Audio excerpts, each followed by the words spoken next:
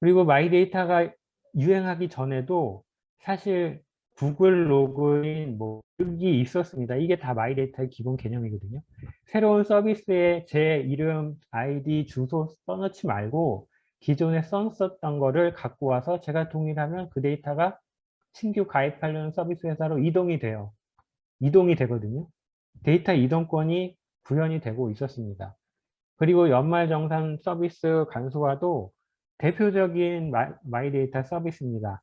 예전에 제가 2000년도에 이제 데이터 산업진흥원에 처음 입사를 했는데 그때만 해도 오후 반차를 내고 병원이며 약국 다니면서 종이로 영수증 해가지고 그 몇 분 벌어보겠다고 휴가 오후 반차를 아깝게 썼었거든요.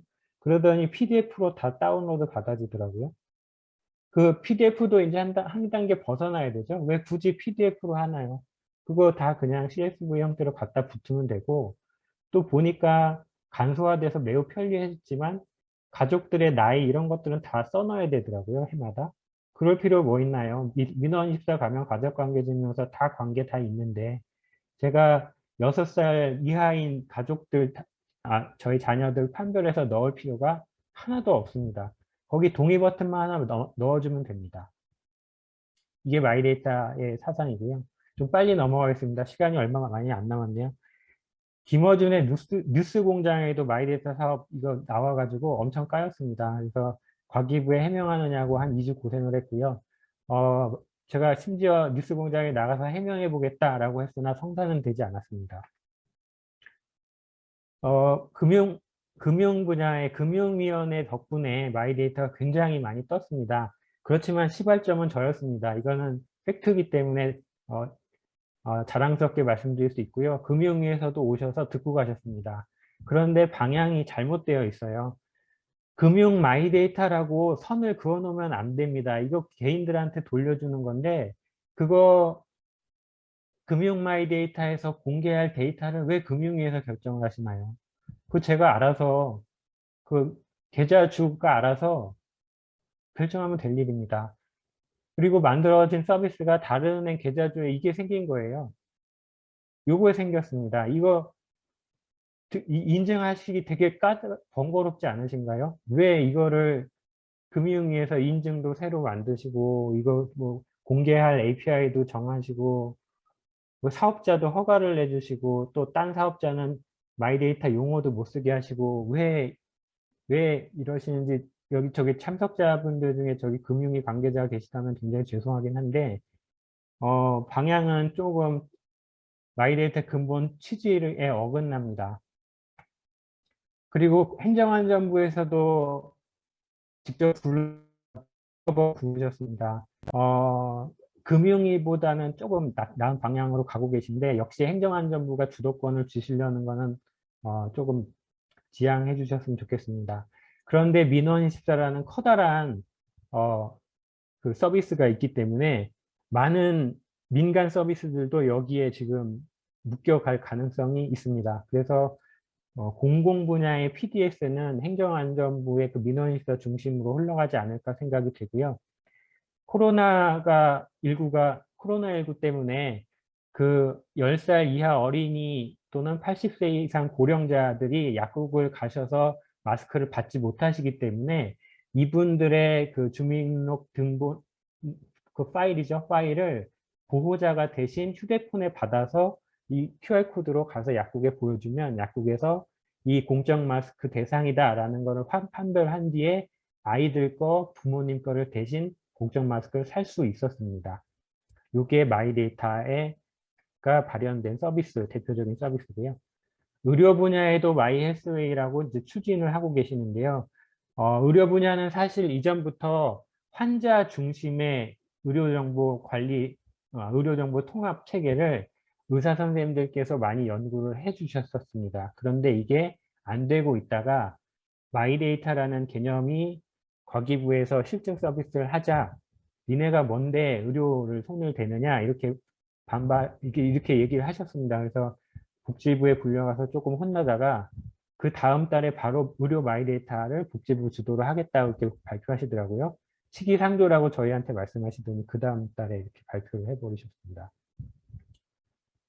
마이헬스웨이 중심으로 의료기관들이 이제 모여서 병원에 굳이 가지 않고도 진료 기록들을 앱에 다운로드 받으실 수 있게 해주실 거고요.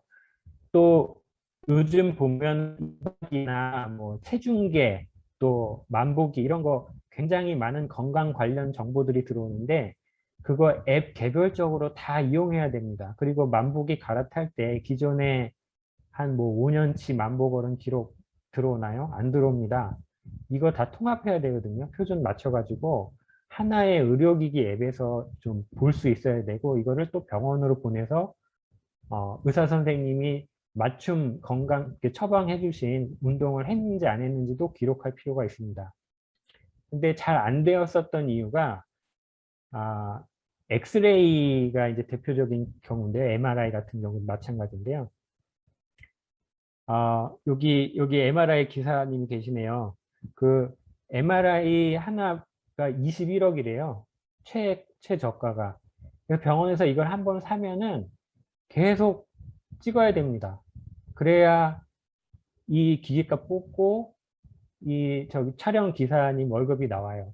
그 병원마다 이거를 다 도입을 해가지고 다 찍어야 돼요. 갈 때마다. 엑스레이도 마찬가지였었습니다. 그나마 이제 엑스레이가 의료보험에 들어왔죠. 그래서 좀 그나마 부담은 덜한데 그래도 계속 찍습니다.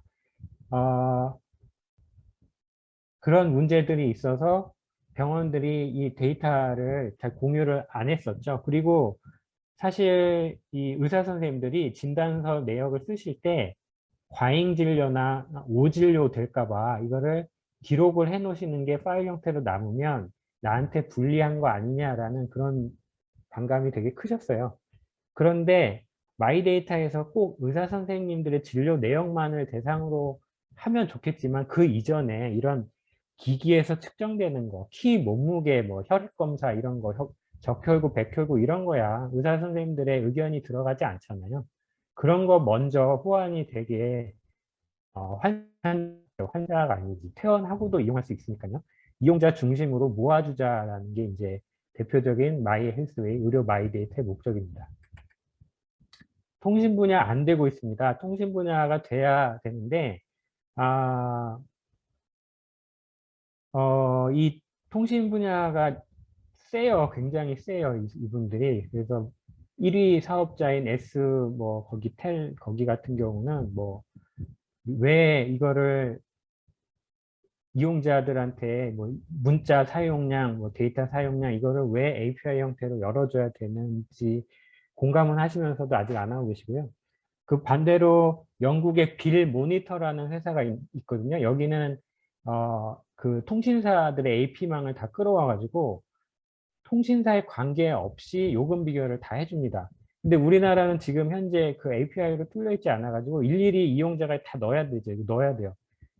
한 달에 몇 분 쓰는지, 한 달에 문자 몇 건 보내는지 이거 제가 어떻게 알고 이거를 넣어야 이게 어쩌란 말입니까?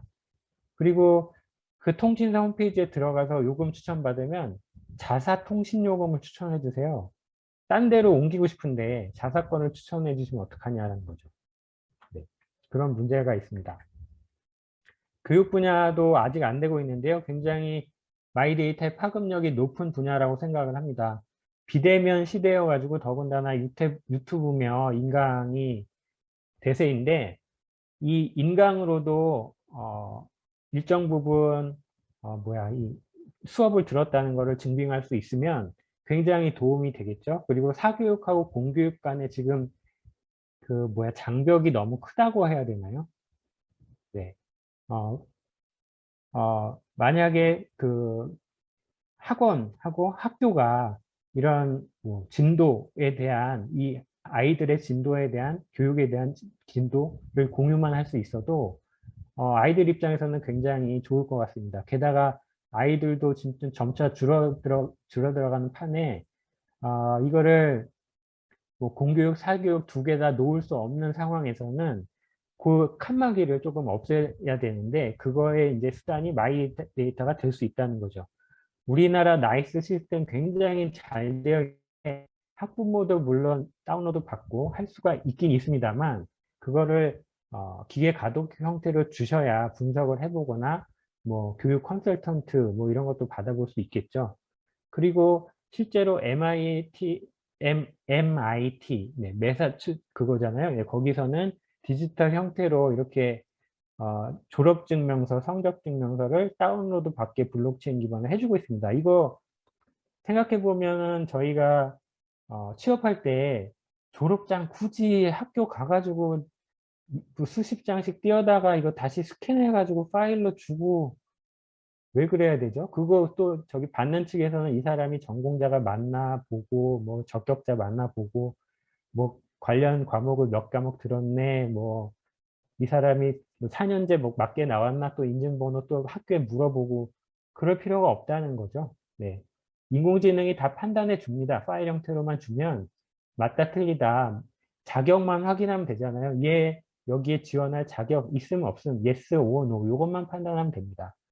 사람이 개입을 하니까 거기다가 또 뭐 원본 대조필 찍어가지고 보내고 4차 산업혁명 시대에 이러고 있습니다. 이게 이제 마이데이터가 되면은 좀 안 그래도 된다는 거죠.